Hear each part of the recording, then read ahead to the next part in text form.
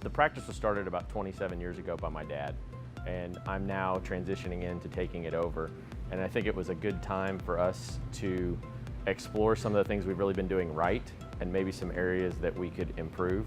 What I liked about Benco's assessment is they came in and they gave us areas to improve, but focused on how our culture should not change. Some other groups that I've heard about, and I have not worked with, but I've heard about, it's more of a one-size-fits-all, and this is what you need to do, and this is going to work.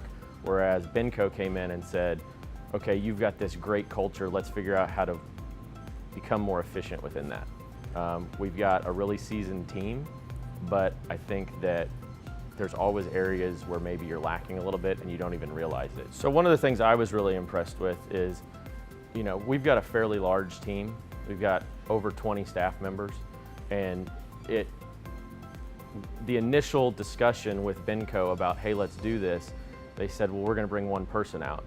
And as we discussed a little bit more the size of our team, at their cost, they decided to bring out a second person so that our team could have the opportunity for each person to sit down and have their voice. And I think that's one of the reasons that the team was so willing to accept this as we're doing it, is everybody felt like their voice was heard and their voice was important. Anytime you say you're bringing in a consultant, and it brings up thoughts of, well, am I going to get fired? Is my job going to become more difficult? But I think that Benco did a very good job of assuaging the fears of the team and letting them know that, hey, this is going to be a positive for everybody, and giving us some tools to use with the team when people have questions. We're not firing anybody. We're probably going to end up hiring more people. And I think that that's a positive area where they've seen that, hey, we're all going to get to this really cool place together, and they're as much a part of it as I am. I'm just one member of this team.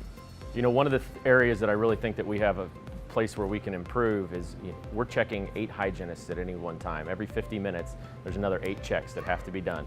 And each hygienist has their own system, which is very effective for them, but I have to know 8 different systems, and I have about 3 to 5 minutes to work every single system.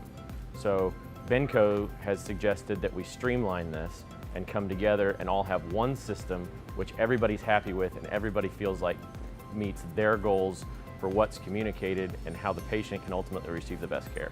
I think that a lot of people see consultants as insultants, as people that come in and tell you all the things you're doing wrong.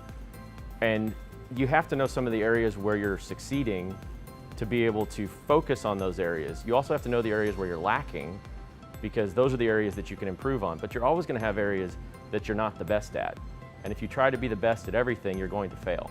So I think Benco does a very good job of coaching us to continue to do certain things well and try to bring the bottom up.